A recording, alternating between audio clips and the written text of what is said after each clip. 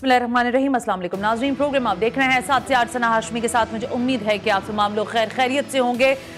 वैसे तो हम पाकिस्तान की तारीख में बड़े दिन देखते रहे हैं, लेकिन हमें ये बेहतर तरीके से मालूम भी है और हमारे इल्म में है और आप सबके भी इल्म में है कि पाकिस्तान का जो सरीहन दुश्मन है हिंदुस्तान, इंडिया, भारत, ये किसी भी तरह से चूक नहीं रहा है। आज बलूचिस्तान के हवाले से जो खबरें पहुंची हैं ये एक मर्तबा फिर गम्माजी करती हैं कि भारत, उसकी एजेंसी रॉ किस तरह से सरपरस्ती कर रही है दहशत गर्दों की। और इन्होंने एक नहीं 12 मुकामात पर बैक वक्त कोशिश की कि किसी तरह से डिस्टेबलाइज करें इस सूबे को, लेकिन हमारे बहादुर सपूतों ने एक मर्तबा फिर अपनी जानों का नजराना पेश करते हुए 108 दहशत गर्दों को जहन्नुम वासिल कर दिया है।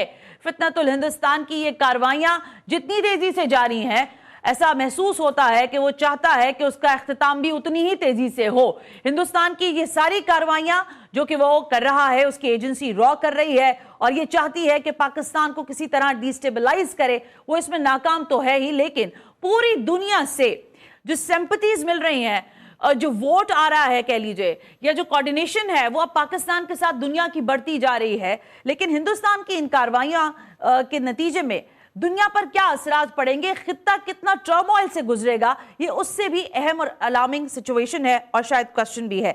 इसी पर बात करने के लिए प्रोग्राम के पहले सेगमेंट में हमने जहमत दी है ब्रिगेडियर रिटायर्ड गजनफर अली को। आप दिफाई तज्जियाकार हैं, सबसे गुफ्तगू करेंगे कि इस सारे मामले के बाद, जबकि एक जानिब हमें दिखाई दे रहा है कि हमारा खुला दुश्मन हिंदुस्तान जो है वो कार्रवाइयों पर कार्रवाइयां कर रहा है और हमारे सपूत जो हैं वो जानों के नजराने तो पेश कर रहे हैं, लेकिन क्या इस हिंदुस्तान का कला कमा करने का वक्त आया ही गया है और आ ही रहा है। जाहिर है रोज बरोज जैसे जैसे वहां से हमें उनके दहशत गर्दों की खबरें मिलती हैं।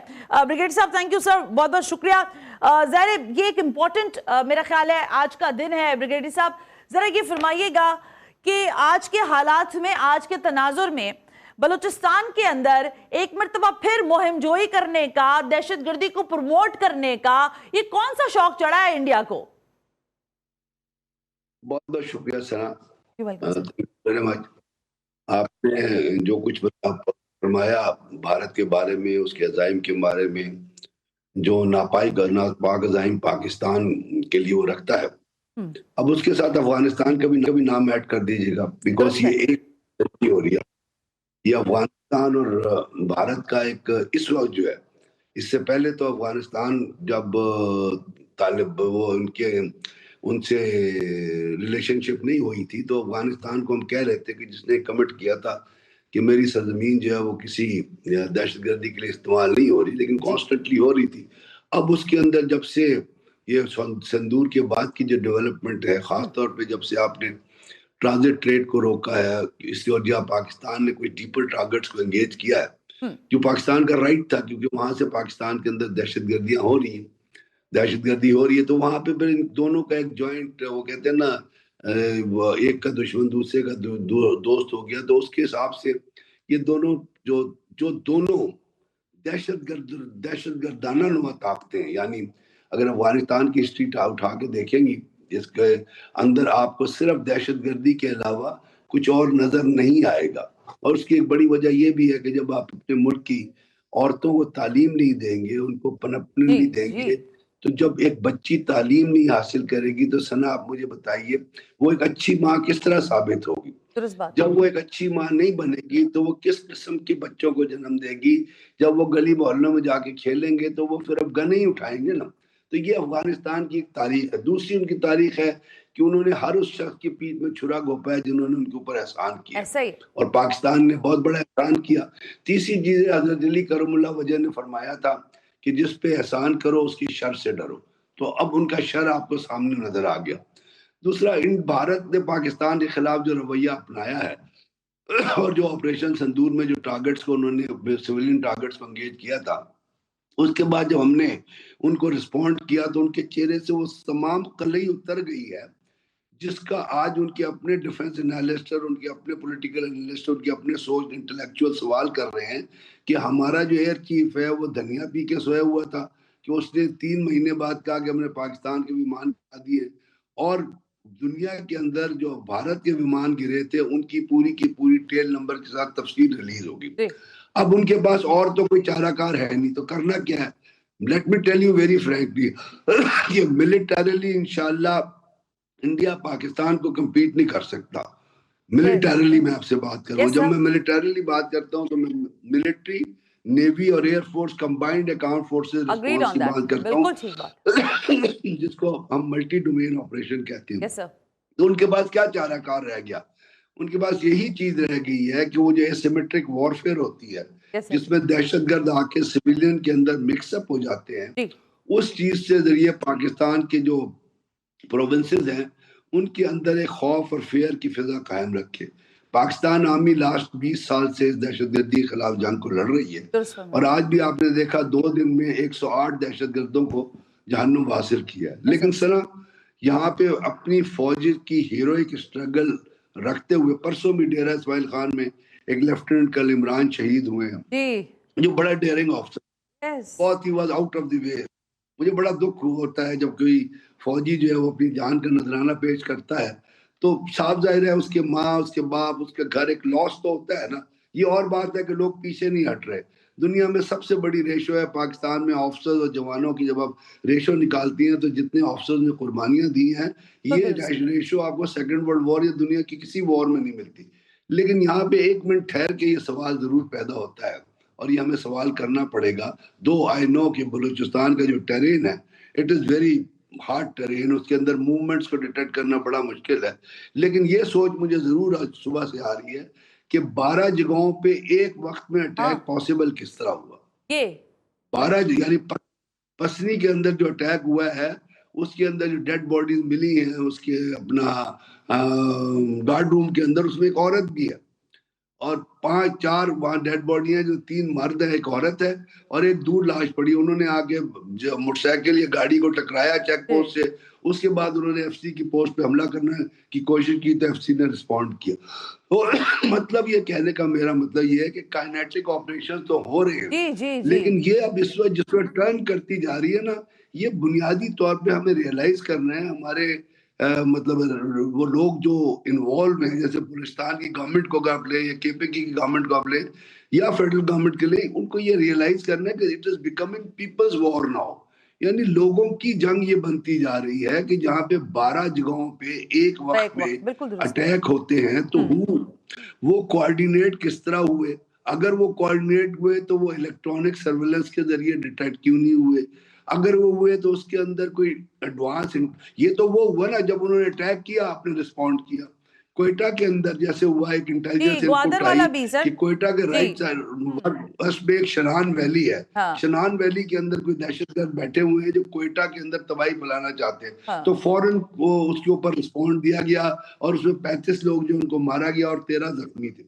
تو وہ یعنی ایڈوانس اس وقت جو ضرورت اس عمر کی ہے کہ میرا خیال میں I know there are a lot of developments going on in the intelligence infrastructure also, لیکن میرا خیال ہمارے پاس جو لیک جو چیز کر رہی ہے وہ کر رہی ہے انٹیلیجنس, ایڈوانس انٹیلیجنس انپٹ. اس کی بھی 2 وجوہات ہیں. ایک وجہ تو یہ ہے کہ یہاں پہ جتنے آپریشنز ہو رہے ہیں یا اس قسم کی جو ہے, یہ پاکستان کی جو بارڈرز کے اندر پلان نہیں ہو رہے, they are being planned in Afghanistan. لیکن ان کی ریکانسنس جو ہے, کیونکہ اس سے پہلے یہ ہوتا ہے کہ جو لوکل کمانڈر جو تفویض کیے جاتے ہیں وہ جتنے, جیسے اب آپ کے لیے پسنی کا جو نیول بیس گوادر جو ہے یا نیول بیس ہے یا تربت کا نیول بیس ہے یا پسنی کی ایف سی چیک پوسٹ ہے, اس کی کسی نے تو ریکانسنس پہلے کی ہوگی نا کسی, اور وہ ریکانس کی ہوگی وہاں کے لوکل کمانڈر نے. لوکل کمانڈر کا مطلب ہے یہ بی این اے کے جو انہوں نے اپوائنٹ کیے ہوئے ہیں, انہوں نے ان کی تصویریں بھی کھینچی ہوں گی, انہوں نے ان کا نقشہ بھی بنایا ہوگا, پھر وہ لے کے جاتے ہیں اور اپنے جو بھی ان کا اشلان جو ٹیررسٹ کا طریقہ کار ہوتا ہے, پھر ان کا ایک طریقہ کار یہ ہوتا ہے کہ جب وہ آپریشن کے لیے موو کرتے ہیں تو ڈو ناٹ کیری ویپن, وہ ایک پرٹیکولر جگہ پہ آتے ہیں جو ان کو وہاں پہ بیٹھتے, پھر وہاں پہ ایک اور گروپ ہوتا ہے جو ان کا ہتھیار ڈیلیور کرتا ہے. So what I main to سے کہ ہمیں اس کے ضرورت بہت ہی باریک لائن ہے, بالکل درست ہے. ان 12 جگہوں پہ ایک ٹائم میں اٹیک ہونے کے بعد ضرورت سمر کی ہے کہ لیکن غزنفر صاحب, کیونکہ ظاہر آپ جس طرف اشارہ کر رہے ہیں میں سمجھ رہی ہوں. دیکھیں پولیٹیکل ارینا جو ہے آپ کا وہ اس کا اتفاق موجود ہے. یہ بلوچستان ٹیریٹری ہے ہم جس کی بات کر رہے ہیں اس وقت. کے پی کے میں شاید ظاہر ہے اگر میں یہ کہوں کہ وہاں شاید کوارڈینیشن لیک کر رہا ہے یا وہاں پر ول لیک کر رہی ہے تو ایک الگ چیز ہے, بٹ بلوچستان کے اندر تو پوری طرح سے حکومت موجود ہے اور حکومت اس کے لیے ظاہر ہے اپنی پیش قدمی بھی کر رہی ہے, انٹیلیجنس آپریشن بھی ہو رہے ہیں اسی بیس پر. لیکن آپ یہ فرمائیے گا کیا آپ کو لگتا ہے کہ ان ادر وے اراؤنڈ, کیونکہ بارڈر کی جب آپ بات کرتے ہیں Balochistan it's quite a different territory, but K P کے بھی آپ کا بڑا ہاٹ ہے اور وہاں سے بھی مائگریشنز ہو رہی ہیں, وہاں سے بھی لوگ جو ہیں آپ کے دہشت گرد وہ بھی اپنے پاکٹس کو جو ہے وہ ریچارج کر رہے ہیں بار بار. So what do you think about that کہ کیا پیرللی دونوں صوبوں کے لیے آپ کو ایک ہی اپروچ اپلائی کرنی پڑے گی, بیکاز ٹیررزم ان دونوں صوبوں میں موجود ہے اور یہ ہندوستان وہاں سے اس کو فیسیلیٹیٹ کرنا اس کو زیادہ آسان ہے. کہ آپ کی پالیسی کے سیگمنٹ تو ایک ہی ہوتا ہے, ہاں نیچے سے آ کے اسٹریٹجی جو ہے وہ ڈفرنٹ بنتی ہے. کہ آپ اگر ایک پالیسی آپ نے بنائی ہے جو نیشنل کاؤنٹر ٹیررزم پالیسی بنی ہے آپ کی, جو نہیں بنی ہے ہماری, ہم اس وقت تک ایک آپریشنل پالیسی پہ چل رہے ہیں, وہ آپریشنل پالیسی فوج نے بنائی ہوئی ہے. تو وہ جو اسٹریٹجی ہے وہ جیسے ابھی آپ نے بہت دفعہ دیکھا ہوگا کہ کے پی کے اندر کچھ تشکیلیں آئیں جن کو بارڈر کے اوپر ہٹ کیا گیا, کیونکہ ان کی آپ کو ایڈوانس انفارمیشن تھی, اس کے اندر 35 لوگ جو ہیں وہ ٹارگٹ کیے گئے. بلوچستان کے اندر وہ تشکیلیں نہیں آتی ہیں. بلوچستان کا جو 850 کلومیٹر کا جو بارڈر ہے وہاں پہ آئسولیٹڈ گروپس پہ لوگ موو کرتے ہیں. they do not move as a group جب انہوں نے دہشت گردی کے خلاف آپریشن کرنے تھے. دوسرے بلوچستان کا ٹرین اتنا خطرناک ہے, اتنا خراب ہے, اگر آپ دل بندین, پشین, اپنا مستوم, خزدار, اس تمام علاقوں میں چلے جائیں تو یہاں پہ ایسے ایسے ڈیفیکلٹ ایریاز ہیں جو عموماً لوکلز یوز نہیں کرتے, وہ ٹریک استعمال کرتے اس قسم کے دہشت گرد اندر آنے کے لیے. تو میرا مطلب یہ ہے کہ ان جگہوں کی سرویلنس, اور وہ سرویلنس آپ کی الیکٹرانک سرویلنس ہو سکتی ہے. دوسری یہ کہ جو سافٹر ایریاز ہیں اس میں اب بلوچستان میں جیسے اب جائیں گی تو جو ولیجز ہیں وہ بڑے اسپارس دور دور لوکیٹڈ ہیں, ان کے اندر پاپولیشن بھی بڑی کم ہے. تو ہمیں میرے خیال میں بلوچستان گورنمنٹ کو کوئی ایسے ایفرٹ کرنے چاہیے جہاں ان گاؤں کے اندر کوئی ایسے, جیسے پرانے زمانے خبری مخبری ہوا کرتے تھے کہ اگر کوئی باہر کا بندہ آپ کو موو کرتا نظر آتا ہے تو اس کی ایڈوانس انفارمیشن پولیس کو, کوئی لیوی کو, اس قسم کی چیزیں they have to be combined with the kinetic operation. Very true. میں جو آپ سے بات کر رہا ہوں بالکل ٹھیک ہے. ہم نے اس کو کنٹینیویشن میں اس ٹاپک کو رکھنا ہے تو ہم کل بھی انشاءاللہ میری کوشش ہوگی کہ ہم اس معاملے پر ذرا بات کریں. اور آپ نے کہا کہ سرویلنس جو ہے اس کی بھی بہرحال دیکھنا اور مانیٹر کرنا ضروری ہے. حکومتوں کا جو صوبائی حکومتیں ہیں ان کی کوارڈینیشن جو ہے اس کو بھی بہت زیادہ ایڈوانس ہونے کی ضرورت ہے اور بہتر اور میرا خیال ہے متحرک ہونے کی زیادہ ضرورت ہے. ایک بریک لینے کا کہا جا رہا ہے, بریک سے واپس آتے ہیں. تو یہ سارا معاملہ جو فتنۃ الہندوستان کا رچا ہوا ہے افغانستان کے ساتھ مل کر, انڈیا جو کچھ بلوچستان میں کر رہا ہے یا ظاہر کے پی کے میں جس طرح سے وہ اپنی کارروائیاں جاری رکھوا رہے ہیں, اس پر ہماری پوری نگاہ ہے اور ہم اس کی فالو اپ سٹوریز کرتے رہیں گے. ایک بریک کے بعد جب ہم پروگرام میں آئیں گے تو کراچی میں ایک بہت اہم مارچ ہونے جا رہا ہے, اس پر ذرا ڈسکس کریں گے یہ کیوں ہو رہا ہے اور کن حوالوں سے ہو رہا ہے اور اس کے کیا نتائج نکلیں گے اس بریک کے بعد. ویلکم بیک ناظرین, ہم بریک پر تھے اور میں نے بریک پہ جاتے ہوئے آپ سے کہا کہ کل 1 فروری کو کراچی شہر میں ایک بڑا مارچ ہونے جا رہا ہے. اسی تناظر میں نے سوچا کہ ذرا پوچھا جائے کہ اس مارچ میں کیا چیزیں ہیں جو کہ ہمیں دیکھنے کو ملیں گی, یا وہ کون سی ایسی باتیں ہیں جو آج تک ہم نے نہیں سنی اور اس مارچ کا حصہ بننے کے بعد ہم سنیں گے. معاملہ یہ ہے کہ سانحہ گل پلازا چاہے کوئی ردی کی ٹوکری میں ڈالنا چاہے, کمیشن بنائے, رپورٹس بنائے, نہ بنائے, لیکن یہ ایک ایسا سانحہ کراچی کی تاریخ میں رقم ہو گیا ہے جس کی آواز اگر کوئی کانوں میں انگلیاں بھی ٹھوس لے تو بھی اس تک پہنچیں گی. وہ چیخیں, وہ آہو بکا بہرحال اپنی جگہ موجود ہے. لیکن کراچی کی تمام سیاسی جماعتیں جو ظاہر سانحے پر اپنی اپنی رائے رکھتی ہیں, اپنی عوامی مہم بھی چلا رہی ہیں, وہ اس سانحے کے حوالے سے کچھ خاص مطالبات بھی رکھتی ہیں. جماعت اسلامی یہ مارچ کرنے جا رہی ہے اور وہ کہتی ہے کہ جینے دو کراچی. کراچی کو کوئی جینے ہی نہیں دے رہا کیا؟ اور حقیقت میں کراچی کیا جینے کے قابل رہا بھی ہے یا نہیں، یہ اس سے بھی اہم سوال ہے. مجھے جوائن کرنے جا رہے ہیں امیر جماعت اسلامی کراچی منم ظفر خان صاحب. منم صاحب تھینک یو ویری مچ صاحب، بہت بہت شکریہ کہ آپ تشریف لے کر آئے. منم صاحب یہ انتہائی اہمیت کا حامل میرا خیال ہے پاور شو ہے جو کہ آپ کل کرنے جا رہے ہیں شہر کراچی کے اندر، اس کے کیا مقاصد ہیں؟ دیکھیے جی، جس طرح کی سچویشن ہے اس وقت کراچی میں، خاص طور پہ گل پلازا سانے نے سب کچھ جلا کر راکھ کر دیا ہے، درست. اور صورتحال یہ ہے کہ لوگ اپنا کاروبار جلتا دیکھتے رہے. آج تک لوگ اس بات کے منتظر ہیں کہ کم از کم ان کے پیاروں کے باقیات ہی مل جائیں. جو لاشیں نہیں مل سکی ہیں تو لوگ منتظر ہیں کہ کم از کم باقیات ہی مل جائیں. اب ایسے میں کہ جب حکومت کا فیلئر ہے کہ حکومت لوگوں کو ریسکیو کرنے میں ناکام ہو گئی، حکومتی ادارے لوگوں کو ریسکیو کرنے میں ناکام ہو گئے. اسی طرح آپ دیکھیں جتنے محکمے ہیں یہ سارے کرپٹ زدہ محکمے ہیں. محکمہ fire brigade 11 22 P D A میں کہیں نظر نہیں آتا ہمیں. اسی طرح جو ہے وہ سول ڈیفنس کہاں ہے. یہ سارے محکمے شہر میں کے وسط میں لگی ہوئی اگر آگ کو نہیں بجھا پائیں گے 4 دن تک لوگ جلتے رہیں گے، لوگوں کے پیارے جلتے رہیں گے. آج بھی مائیں انتظار میں ہیں کہ ان کا بچہ آ جائے، اور کم از کم یہ ہے کہ لاش مل جائے. لاش بھی نہیں ہے تو کم از کم ان کی باقیات مل جائیں. یہ سچویشن ہے اس پر شہر کراچی کی. شہر کراچی کے لوگوں سے 17 سال سے براجمان پیپلز پارٹی کی حکومت نے جینے کا حق چھین لیا ہے. آپ دیکھیں نا کہ جینے کا حق آپ دینے کے لیے تیار نہیں ہیں. آپ شہر کے لوگوں کو پانی نہیں دیتے، آپ شہر کے لوگوں کو بجلی نہیں دیتے، آپ شہر کے لوگوں کو انفراسٹرکچر نہیں دیتے، آپ شہر کے لوگوں کو ٹرانسپورٹ نہیں دیتے. اس وقت شدید مطلب یہ سردی کی کیفیت کے اندر بھی 12 14 گھنٹے لائٹ جا رہی ہے. پانی شہر کے اندر موجود نہیں ہے. 21 سال سے منصوبے پینڈنگ میں ہیں. K4 بن کے نہیں دے رہا، آگمنٹیشن کا کام ہو نہیں رہا، انڈر پاسز بن نہیں رہے. تو یہ ساری سچویشن ہے. آپ نے تو اس شہر کے لوگوں سے کہ جو الحمدللہ آج بھی ان حالات کے اندر بھی پورے پاکستان کے ریونیو میں کنٹریبیوٹ کرتا ہے 67%، جو صوبے کے ریونیو میں 95% سے زیادہ جو ہے وہ کنٹریبیوٹ کرتا ہے، جو 54% ایکسپورٹ کرتا ہے پورے پاکستان کی، جس نے گزشتہ سال 3256 ارب روپے قومی خزانے میں جمع کرائے. آپ نے اس سے جینے کا حق چھین لیا ہے. اس کے لوگ پریشان ہیں، کریں تو کیا کریں. تو ایسی صورت میں خاموش نہیں رہا جا سکتا، بیٹھا نہیں جا سکتا. جماعت اسلامی نے جینے دو کراچی مارچ کا اعلان کیا ہے، اور الحمدللہ ہماری کمپین جاری ہے، اور اس انشاءاللہ تعالی کل 3 بجے شارع فیصل پر ایک عظیم الشان جینے دو کراچی مارچ کریں گے. اوکے. اچھا منم صاحب دیکھیں، یہ وہ بنیادی چیزیں ہیں جو کراچی کے ہر شہری کا مطالبہ ہے.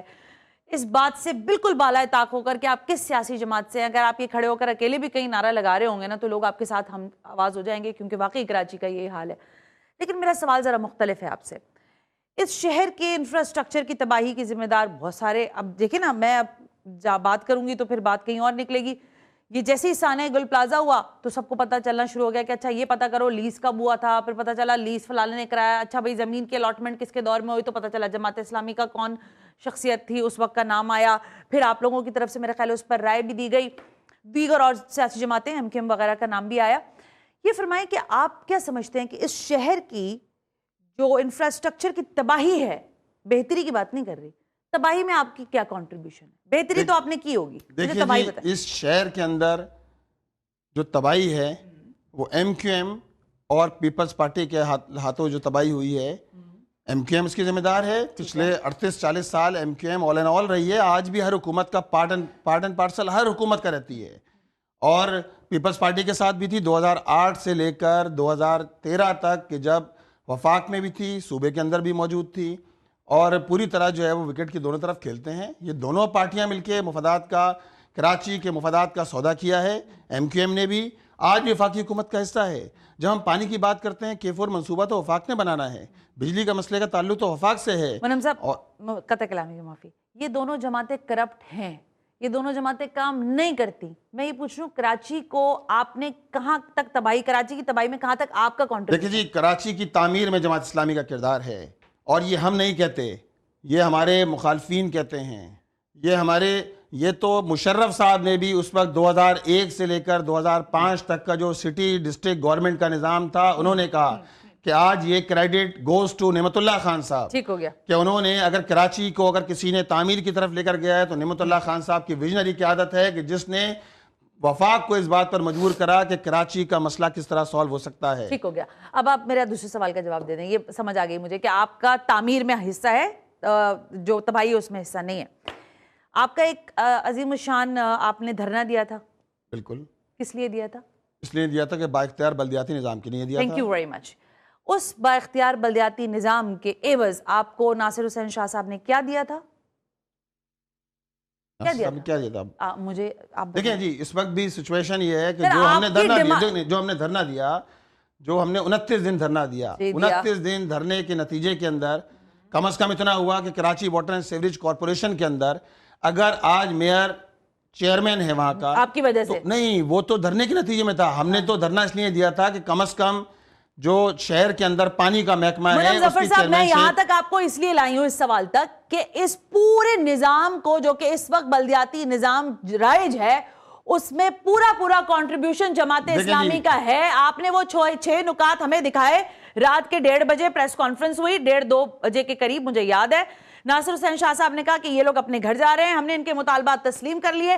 बाइख्तियार बल्दियाती निजाम पर हम दोनों मुत्तफिक हैं। आप भी तो खेल रहे हैं ना इस निजाम में। आप देखिए ये जो सिचुएशन, इस सवाल पे दोबारा मैं आता हूं कि अगर पानी का मसला, हमने K4 का मसला तो हल नहीं हुआ ना। पानी के मसले अगर 1% कोटे में इजाफा करना था, ये हमारा मुतालबा था, नहीं हुआ। इसके रिस्पॉन्सिबल कौन है? अगर पीपल्स पार्टी ने अगर इस मौके पर गलत बयानी की, खुद वजीर आला हमारे दफ्तर आए, उन्होंने कहा कि 1% पानी का कोटा अगर वफाक नहीं देगा तो सूबा देगा, हम इसकी रिस्पॉन्सिबिलिटी लेते हैं। इसके अलावा water and sewerage board, MDA, LDA, इन सारे इदारों के अंदर अगर हमने बाइख्तियार बनाने के लिए कि कम से कम कराची शहर का जो मेयर हो वो बाइख्तियार हो और कम से कम उसकी इन डेवलपमेंट अथॉरिटीज के अंदर नुमाइंदगी हो, तो हमने इस हवाले से बात की। अच्छा, और ये हुआ।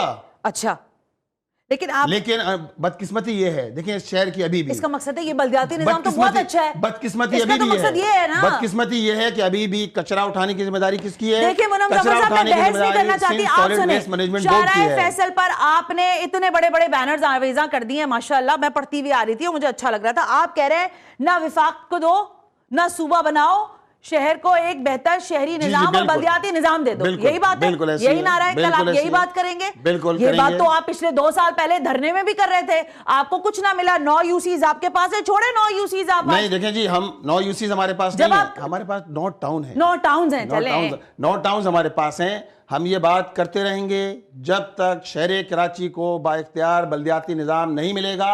हम ये बात 2 साल से कर रहे हैं, हम इंशाल्लाह ताला आगे भी बात करेंगे। 29 रोज धरना देकर 6 नुकात आपने मीडिया को दिखाए थे और हम खामोश होकर बैठ गए थे। अब आप फिर कल मार्च करेंगे, हमें फिर वही कोई 6 नुकात दिखा देंगे। इसका मकसद है इस पूरे बल्दियाती निजाम में आप हिस्सेदार हैं। नहीं, मैं ये कह रही हूँ। नहीं, देखें बात ये है कि हिस्सेदार नहीं है इस तबाही के। देखें, हम भी ये बात कह रहे हैं कि आज भी जो बल्दियाती निजाम है उसके अंदर इख्तियारात पूरी तरह टाउन्स को भी जो है वो ट्रांसफर नहीं किए गए हैं। आप मुझे बताइए ना, Sindh solid waste management board, कचरा उठाने की रिस्पॉन्सिबिलिटी ये तो सूबाई हुकूमत ने अपने पास रखी हुई है, इसी के लिए तो हम फाइट कर रहे हैं। उस वक्त भी फाइट कर रहे थे, आज भी फाइट कर रहे हैं, उसी के लिए। पानी का महकमा, सीवरेज का काम, ये जो है टाउन को देने के लिए जिम्मेदारी नहीं है। मैं क्या कराची वाली लैंग्वेज में बात कर लूं, आपने क्या ही कर लिया। देखिए जी, बात ये है कि अगर जमात इस्लामी एफर्ट्स नहीं करती, धरने में आपने बारिशों में बैठकर अपने, आई एम सॉरी, लेकिन आप लोगों को एक लाइमलाइट मिल गई, मीडिया कवरेज मिल गई,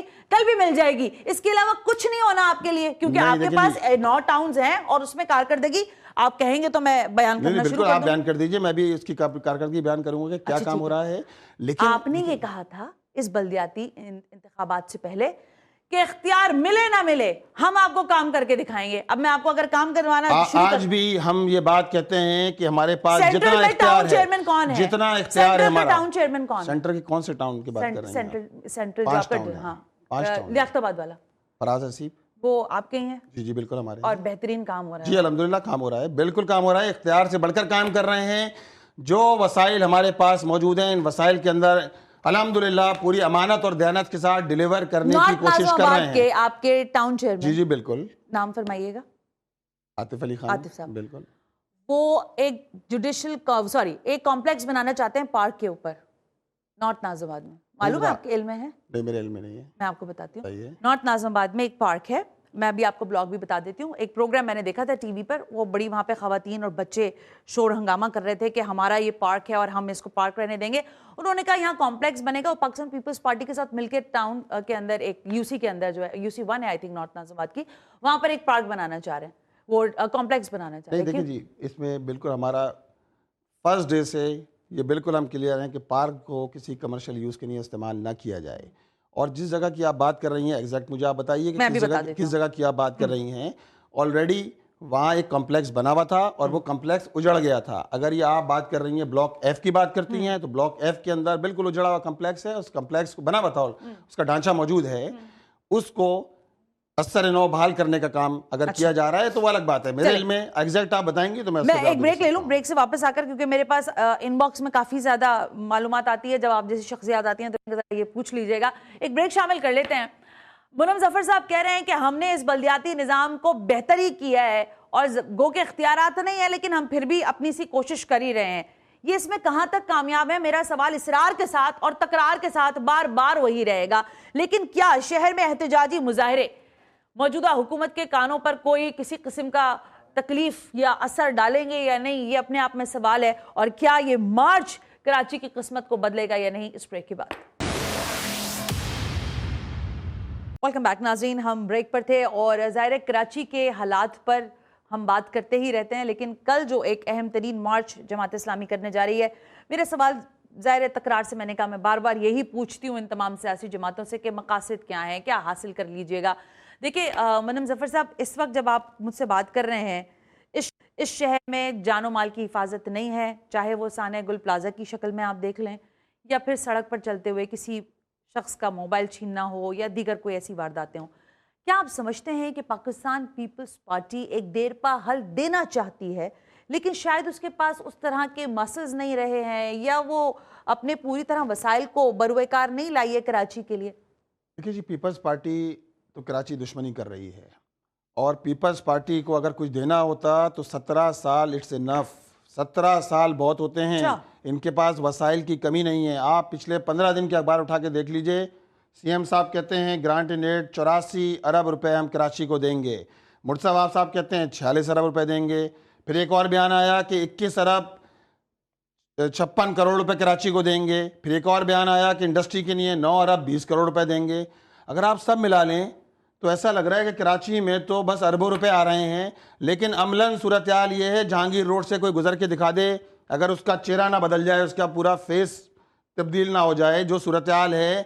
کریم آباد کا انڈر پاس 2 سال میں بننا تھا, 3را سال ہو گیا ہے. آپ وعدے پہ وعدے کیے چلے جا رہے ہیں, جھوٹ پہ جھوٹ بول رہے ہیں, جمعہ بازار لگا لیا ہے جھوٹ کا.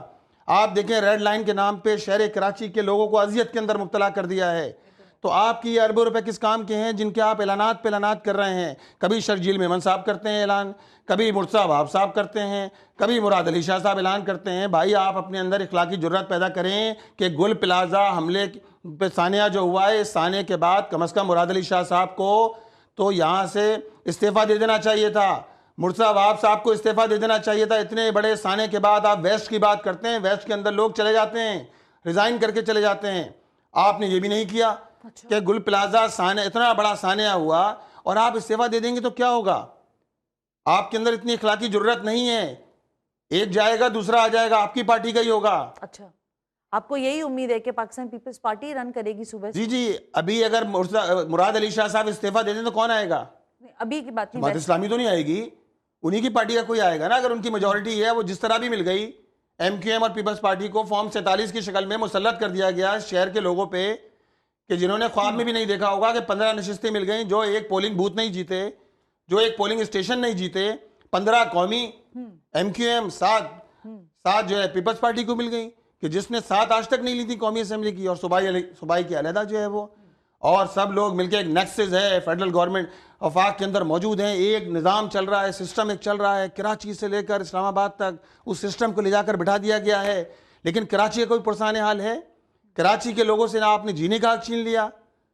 یہی تو بات ہم کر رہے ہیں کہ بھائی آپ پانی دیجئے, آپ یہ بنیادی ضرورت ہے انسان کی, پانی آپ نہیں دے رہے, بجلی آپ نہیں دے رہے. اس موسم میں 14 گھنٹے 18 گھنٹے لائٹ موجود نہیں ہے. اب کیا ہوگا اس شہر کے ساتھ؟ ایک اور سوال, اب برا نہ مانیے گا, کل جب آپ 3 بجے مارچ کریں گے تو شہر کراچی کے لوگ پریشان نہیں ہوں گے؟ نہیں، اتوار کا دن ہے اور اتوار کے دن ہم کر رہے ہیں مرکزی شاہراہ پہ، ساتھ ساتھ اس کی سروس روڈ ہے. جب بھی ہم نے یہاں پروگرام کیا ہے الحمدللہ جماعت اسلامی کا ریکارڈ ہے کہ جماعت اسلامی نے یہاں سروس روڈ چل رہی ہے. ہم نے ٹریفک پولیس دیگر جو انتظامیہ ہے ہم نے ان سے بھی بات کی ہے اور انشاءاللہ تعالی ہمارا ایک پیسفل مارچ ہے. اس کے اندر آلٹرنیٹ روٹس بھی موجود ہوں گے جس میں لوگ جو ہے وہ جائیں گے. آپ کو لگتا ہے آپ کے اس مارچ سے کراچی والوں کو کوئی پریشانی دقت نہیں ہوگی؟ نہیں، دیکھیں جی انشاءاللہ تعالی ہمارے اس مارچ کے نتیجے کے اندر کراچی تو اپنا حق مانگے گا. ہم تو شہر کے لوگوں سے کہہ رہے ہیں کہ آپ اٹھیے، جاگیے، بیدار ہوئیے، اٹھ کے کھڑے ہوئیے. ظلم کے خلاف ہمیں آواز بلند کرنا ہے. ٹھیک ہے، اب دیکھیں یہ بحث برائے بحث والا جملہ نہیں ہے، لیکن کراچی کے عوام کو تو کچھ نہیں ملا. سیدھی اور صاف بات یہ ہے. آپ کے 9 ٹاؤنز کی مد میں بھی اس کو کچھ نہیں مل رہا ہے. آپ نے کہا کہ ہم نے بلدیاتی جیسا تیسا بھی ہے، یہ انتخابات ہم نے کروا لیے اور اب تو یہ نظام ہے، اب ہم اس کو چلا رہے ہیں سسک کے. لیکن معاملہ یہ ہے کہ آپ کو بھی کروڑوں روپے تو ملتے ہیں ٹاؤنز کو، 1% پیسہ آپ لوگ بھی نہیں لگاتے. اور کیا کرتے ہیں کہ وہ شاہین کمپلیکس تھا، مجھے یاد آ گیا، نارتھ ناظم آباد UC1 شاہین کمپلیکس بنانے کی تیاری ہو رہی ہے، جبکہ وہ کیا ہے، پارک ہے. یہ کر رہے ہیں. اچھا دیکھیے جی، صورتحال یہ ہے کہ جماعت اسلامی کو کہ ٹاؤنز کو 9 ٹاؤنز کو جو فنڈ ملتا ہے وہ OZT کی مد میں ملتا ہے، آکٹرائز ضلع ٹیکس کی مد میں، اور یہ سارا کا سارا جو ہے تنخواہوں میں جاتا ہے. لیکن جو ہمارے پاس وسائل ہیں، جو اون ریسورسز کے ذریعے ہیں، جو پراپرٹی ٹیکس کے ذریعے ہیں یا جو دیگر ذرائع ہیں جن کے ذریعے ٹاؤنز کو فنڈ ملتا ہے، آج یہ بات میں پورے یقین کے ساتھ یہ بات کہہ رہا ہوں کہ الحمدللہ ہمارے 9 ٹاؤنز کے اندر اگر 2 سال کے اندر 230 پارک ہم نے ڈیولپ کیے ہیں. ان 2 سال کے اندر ہم نے 1 لاکھ سے زائد اسٹریٹ لائٹس روشن کیے ہیں. اور جو لوگ بات کرتے تھے SSGC کے حوالے سے کہ SSGC روڈ کٹنگ، آج الحمدللہ اگر 1000 گلیاں نئی کراچی ٹاؤن میں بن رہی ہیں تو وہ آپ نے سوئی سدرن گیس کی جو رقم تھی، جو MOU سائن ہوا تھا، آج اگر حیدری مارکیٹ ڈیولپ ہوئی ہے، ماڈل مارکیٹ بنی ہے، آج اگر نارتھ ناظم آباد میں کام ہوا ہے، آج اگر لانڈی ٹاؤن کے اندر ہمارے 550 گلیوں کو ڈیولپ یعنی پیور بلاک لگانے کا کام ہو رہا ہے. اوپن ایئر ہم نے جم کا کانسیپٹ دیا ہے پارکوں کے اندر کہ تاکہ شہر کے لوگوں کو ان گئے گزرے حالات کے اندر کچھ تو لوگوں کو سکون کا سانس لینے کا موقع ملے. ان پارکوں میں لوگ جا سکیں، ہمارے بچے کھیلوں کے میدان جا سکیں کہ جن کے لیے کھیلوں کے میدان موجود نہیں ہیں. اسی طرح شہر میں جو آپ کے پارک کے اوپر کمپلیکس بن رہا ہے اس کو نوٹس کریں گے؟ اچھا دیکھیں جی بالکل اس پہ نوٹس کریں گے. یہ میرے علم میں نہیں ہے، ڈیٹیل اس کے علم میں نہیں ہے. میں آپ کو بتا رہی ہوں نا، شاہین کمپلیکس ہے، نارتھ ناظم آباد ہے، UC1 ہے. یہ میرے علم میں نہیں ہے، میں اس پہ بات کر لیتا ہوں. بالکل ٹھیک ہو گیا. اچھا اب ہم یہاں پہ اس بحث کو روک لیتے ہیں.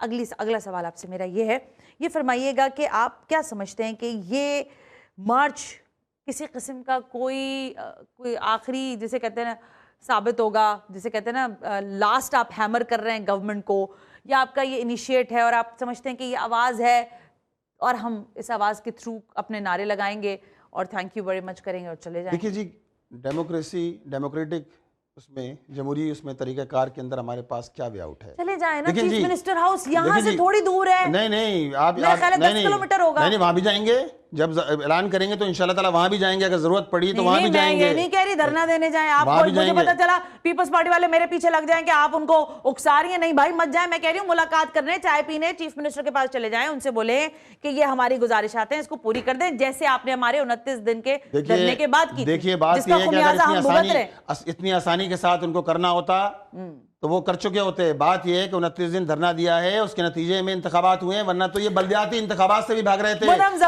یہ لوگ تو بلدیاتی انتخابات بھی کرانے کے حق میں نہیں تھے. ان کی صورتحال تو یہ ہے کہ یہ اسٹوڈنٹ یونین سے بھی خائف ہیں، یہ بلدیاتی انتخابات سے بھی خائف ہیں. گراس روٹ لیول پر قیادت ابھر کے سامنے نہ آ سکے، یہ وسائل بھی نہیں دینا چاہتے. کیا آپ کل ایک مرتبہ پھر چیف منسٹر میئر کراچی سے مستعفی ہونے کا مطالبہ کریں گے؟ بالکل کریں گے. اور وہ تو مستعفی ہوں گے نہیں، وہ بقول مرتضی وہاب صاحب کے، یہ آپ کے مطلب انہوں نے کسی صحافی کو کہا تھا کہ آپ کے والد صاحب نے تو نہیں دی نا یہ جگہ، جو میں انہوں نے کہا تھا باپ نے نہیں دی. وہ کہتے ہیں جی عزت آنی جانی چیز ہے، بندے کو ڈھیٹ ہونا چاہیے. تو اگر آپ کے پاس جو ہے وہ اتنی اخلاقی جرت نہیں ہے کہ آپ اتنے بڑے سانحے کے بعد آپ جو ہے وہ ریزائن کر دیں، تو پھر اللہ ہی حافظ ہے ان لوگوں کا.